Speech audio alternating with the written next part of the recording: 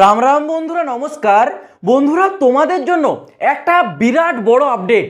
এইটা কেউই সত্যি কথা ভাবতে পারেনি যে এরকমটাও ঘটতে পারে। যারা এইবার 2024 সালে এসএসসি এমটিএস এর জন্য ফর্মটা আবেদন করেছিলে, তোমাদের জন্য একটা অবিশ্বাস্যকর ঘটনা ঘটে গেছে।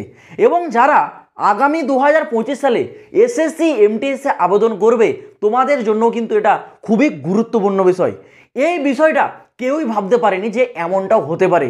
2024 সালে যারা এসএসসি এমটিএস এ ফর্মটা আবেদন করেছিল, সবাই জানে কম্পিটিশন অনেক বেশি হবে, কারণ ফর্ম আবেদনের সংখ্যা অনেক বেশি ছিল। কিন্তু গত দুদিন আগে একটি নিউজ পেপারে যে তোমাদের ডিটেলসটা উল্লেখ করেছে, সেটা পুরো চমকে দেওয়ার মতো ঘটনা, যেখানে তোমাদের ক্যান্ডিডেটের এক্সামে প্রেজেন্টের পার্সেন্টটা তুলে ধরেছে। পার্সেন্টটা যদি শুনো তোমরা অবাক হয়ে যাবে। এইবার 2024 সালে এসএসসি এমটিএস এর এক্সামে কতজন অ্যাটেন্ডেন্স ছিল দেখো। দিল্লি রিজন থেকে মাত্র 52% ক্যান্ডিডেট এক্সামে অ্যাটেন্ড করেছে। দিল্লি রিজনসে মাত্র 52% ক্যান্ডিডেটই এক্সামটা দিয়েছে, বাকি আর কেউ এক্সাম দেয়নি। তারপর রাজস্থান রিজনসে মাত্র 47%, মানে 47% ক্যান্ডিডেট শুধু রাজস্থান রিজন থেকে এক্সামটাই বসেছে, বাকিরা বসেনি। তারপর আছে তোমাদের মধ্যপ্রদেশ আর আমাদের ওয়েস্ট বেঙ্গল মানে পশ্চিমবঙ্গ।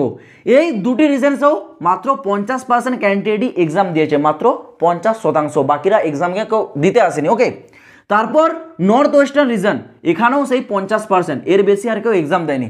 মানে তোমরা যদি অল ওভার এভারেজ দেখো, তাহলে প্রতিটা রিজনসেই কিন্তু 50% করে ক্যান্ডিডেট এক্সামে অ্যাটেন্ডেন্স আছে, বাকি 50% ক্যান্ডিডেট এক্সামে অ্যাটেন্ডেন্স নেই। এইবার যদি বলে রাখি তোমাদের অ্যান্সার কি ওর ডেটটা উল্লেখ করে দিয়েছে। যারা এইবার এসএসসি এমটিএস এক্সামটা দিয়েছো, তোমাদের যে অ্যান্সার কি সেটা বলেছে কিন্তু 25 নভেম্বর। ওকে, 25 নভেম্বর 2024 আগে তোমাদের জারি হয়ে যাবে। লাস্ট ডেট আছে 25 নভেম্বর। 25 নভেম্বরের আগে তোমাদের এসএসসি এমটিএস এর যে অ্যান্সার কি সেটা তোমরা কিন্তু অফিসিয়াল ওয়েবসাইটে পেয়ে যাবে। তোমরা সকলেই জানো এইবার এসএসসি এমটিএস এর শূন্যপদটা প্রথমে যা ছিল সেটাকে আবার পরবর্তী সময় নোটিশ জারি করে বাড়িয়ে দিয়ে 9583 করে দেওয়া হয়। এবং সেই অনুযায়ী ফর্ম আবেদনের সংখ্যা গিয়ে পৌঁছেছিল 57,44,713। এত সংখ্যায় ফর্মটা আবেদন হয়েছিল।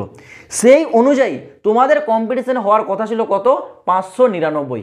কিন্তু বর্তমানে এক্সামটা হওয়ার পর সেখানে যেইভাবে ক্যান্ডিডেটের এক্সামে পার্সেন্টেজে দেখা গেছে, মানে যারা অ্যাটেন্ডেন্স ছিল, সেই অনুযায়ী বর্তমানে আফটার এক্সামিনেশন তোমাদের কম্পিটিশন কোথায় গিয়ে পৌঁছেছে জানো?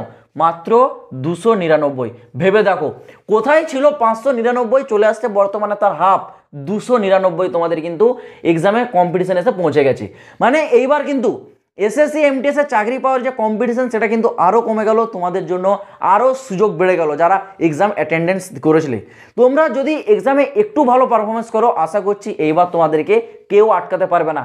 ফর্ম আবেদনের সংখ্যা যতই হোক না কেন, এখান থেকে মাত্র 50% ক্যান্ডিডেটই এক্সাম দিয়েছে, বাকি 50% ভাই কেউই এক্সাম অ্যাটেন্ড করেনি। না করারই কথা, কারণ তোমরা সকলেই জানো বর্তমানে রেলওয়ের বড় বড় রিক্রুটমেন্টগুলো জারি করছে, এসএসসি ডিপার্টমেন্ট থেকে জারি করছে, আরও বিভিন্ন প্রকার ডিপার্টমেন্ট থেকে তোমাদের কিন্তু বড় বড় নিয়োগ আসছে। সেই কারণেই এইবার কিন্তু এসএসসি এমটিএসে ক্যান্ডিডেটের অ্যাটেন্ডেন্সের সংখ্যা অনেক কম, যেটা তোমাদের জন্য একটা বড় সুযোগ যারা এক্সামটা অ্যাটেন্ড করেছো। তো আশা করছি বিষয়টা বোঝাতে পারলাম। অ্যান্সার কি জন্য বেশি দিন অপেক্ষা করতে হবে না, 25 নভেম্বরের আগেই এসএসসি এমটিএস এর অ্যান্সার কি অফিসিয়াল ওয়েবসাইটে আপলোড হয়ে যাবে।